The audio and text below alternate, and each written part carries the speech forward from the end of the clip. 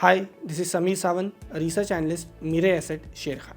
The RBI has just announced its April 2026 monetary policy. In this video, I'll cover the RBI's latest decision, the shifts in their growth and inflation outlook amidst global uncertainties, and our expert view on what it means for the markets. What did the RBI do? The MPC unanimously decided to keep the policy repo rate unchanged at 5.25%. The RBI has retained its neutral stance, allowing for flexibility to respond to incoming data. In short, the RBI is adopting a wait and watch approach.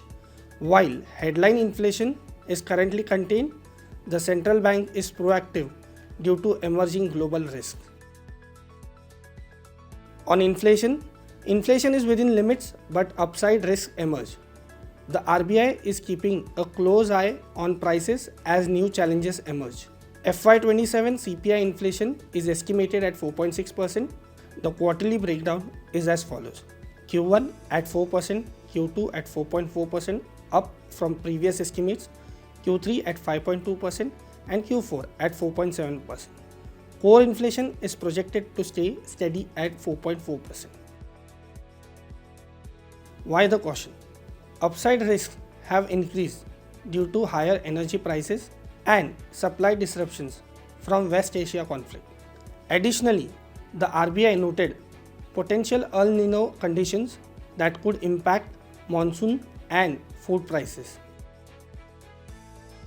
Domestic growth outlook. The Indian economy remains on a strong footing despite global headwinds. Real GDP growth for FY27 is projected at 6.9%.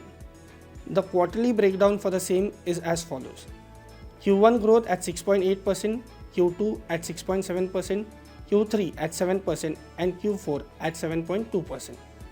The positives are growth is supported by strong service sector activity, GST rationalization, and robust private consumption. The risks: the RBI highlighted downside risks like the spread of conflicts, damage to energy infrastructure, and rising freight and insurance costs due to West Asia crisis. On liquidity and financial stability. Surplus liquidity. System liquidity has maintained an average daily surplus of 2.3 lakh crore since the last RBI policy. The current account, that is CAD, is expected to remain moderate levels for FY26, but rising energy prices pose a risk to the same for FY27.